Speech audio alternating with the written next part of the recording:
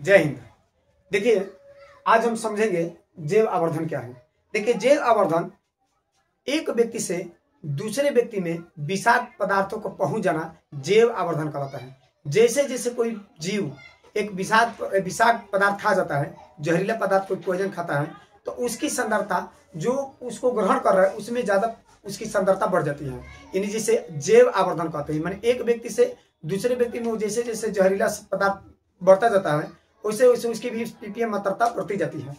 देखिए क्या कर रहा है, जैसे विषाक्त पदार्थ आज देखिएगा, छोटे छोटे जो हमारी मछलियां होती नदी में रहती है उनमें पारा की मात्रा, जैसे मान लीजिए उसमें डीडीटी घुल गया या पारा घुल गया, तो क्या होता है कि छोटे छोटे जो मछली होती है उसको खा लेती है।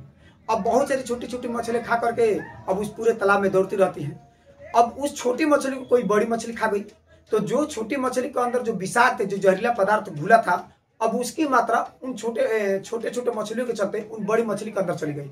इसके चलते पूरे शरीर में वो बड़ी समस्या उसको पैदा करती है। अब उसे हानि क्या होगा कि मान लीजिए कि वो बड़ी मछली उनको खा गई। अब मान लीजिए कोई पक्षी, कोई गीत या कुछ चील या कोई अदर कोई पक्षी है जैसे बगुला है, वो क्या कहें कि उन मछलियों को खाने के लिए वो अपना आहार बना ले।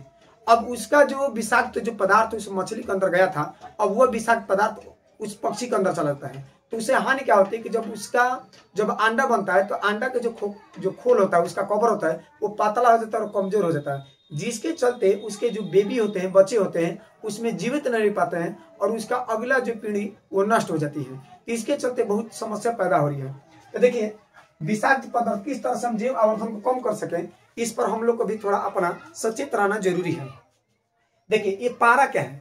देखिए, पारा जो है, पारा यानी जिसे मरकरी कहते हैं, इसका संकेत Hg है। जब इसकी जल में मात्रा अधिक हो जाती है तो ये विषाक्त पदार्थ बना लेता है, जहरीला बना लेता है, जिसके चलते एक मिनी माता बीमारी हो जाती है। मिनी माता, याद रखिए इसे मिनी माता क्यों कहते हैं। एक बार क्या हुआ कि जापान के एक मिनी माता शहर था, जापान के मिनी माता नाम का एक शहर था। वहां पर क्या हो कि बहुत सारे बच्चे इस पारा से, इस मरकरी से बहुत ज्यादा इफेक्टेड होते हैं। देखिए, जब मिनी माता जब प्रभावित होता है लक्षण, तो इस पर क्या होता है कि हाथ और पैर सूजने लगते हैं और उसका कलर जो है गुलाबी टाइप का होने लगता है। हाथ का याद रखिएगा, हाथ का जो होता है, पैर का रंग कैसा होता है, गुलाबी होने लगता है। और इसमें क्या होता है कि जब ये बीमारी जब अपना लक्षण दिखाई देने लगता है पारा के चलते, तो उसमें बच्चे के जो होते हैं दांत हिलने लगते हैं, मुंह में सूजन हो जाता है और भूख भी कम लगती है और अधिक प्रकार के शरीर में जो है वो चपटा चपटा टाइप का ये लक्षण दिखाई देने लगता है। ये सब पारा के दिन से हुआ था। याद रखिए, इसे मिनी माता क्यों कहते हैं, क्योंकि यह जापान शहर से उत्पन्न हुआ था। जापान शहर के मिनी माता शहर से हुआ था, इसलिए इस मरकरी पारा से होने वाली जो बीमारी है वो मिनी माता था। देखिए, अब हम लोग क्या समझते हैं कचरा प्रबंधन में। देखिए, कचरा जो है इतनी हम लोग के समाज में इतना एक समस्या बन गई है कि किस तरह से कचरा को साफ किया जाए। अब देखिए, बड़े बड़े शहरों में दिल्ली है, मुंबई है, ऐसे बहुत सारे ऐसे बड़े बड़े शहर होंगे, नोएडा है, बहुत। हम तो एक बार गए थे दिल्ली में, इतना बड़ा बड़ा एकदम बहुत सफाई बने डस्टबिन था, इतना हम सोच के बाप रे पहाड़ है। लेकिन जब देखे कि अरे बाप रे, तो सब टोटल कचरा है, एकदम इतना बड़ा बड़ा मतलब कचरा बन गया था सब वहां पर। देखिए, कचरा प्रबंधन में चलते हैं हम लोग। कचरा प्रबंधन एक पर्यावरण की सबसे बड़ी समस्या है। देखिए, कचरा प्रबंधन दो टाइप के हैं, याद रखिएगा। कितने प्रकार के भी है, दो प्रकार के। एक होता है जैविक न्यूनीकरण और एक होता है अजैव न्यूनीकरण। देखिए, जैव न्यूनीकरण का मतलब होता है जीव से उत्पन्न होने वाला, जो जीव जिसे खाकर खत्म कर दे, और अजैव न्यूनीकरण उसे कहते हैं जिसे छोटे छोटे कीटाणु भी उस टुकड़े को खा करके खत्म ना कर सके, उसे अजैव न्यूनीकरण कहते हैं। देखिए, जैव न्यूनीकरण में जैसे मान लीजिए कि आप आलू खा रहे हैं, उसके छिलका लेकर फेंक दिए बाहर कहीं कूड़ा करकट पर, या कोई सब्जी है, सब्जी को हम लोग इतना इतना बड़ा बड़ा छिलका हम लोग देहात में तो अनगिनत ले जाए फेंका जाला। अब उसी तरह से ले जाकर हम लोग डाल देते हैं। अब ठीक एक हफ्ता बाद 10 दिन बाद जाकर देखेंगे आप, तो वहां पर छिलका गायब, सब्जी गायब, पूरे क्या होते हैं कि छोटे छोटे बैक्टीरिया, जीवाणु उसे खा करके सब खत्म कर देते हैं।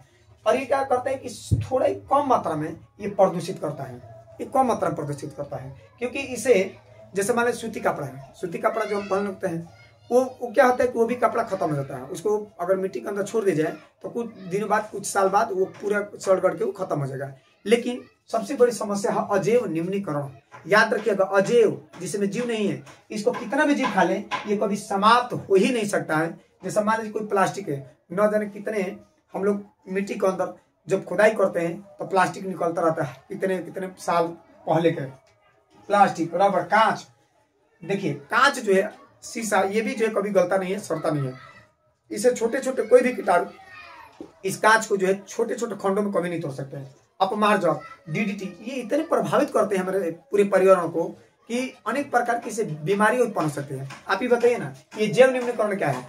देखिए, जैव निम्नीकरण में छोटे छोटे जीव, फल, साग सब्जी को कहीं छिलका फेंक देंगे आप, तो छोटे छोटे कीटाणु, बैक्टीरिया इसे काट पीट करके छोटे छोटे खंडों में तोड़ करके खत्म कर देते हैं। तो देखिए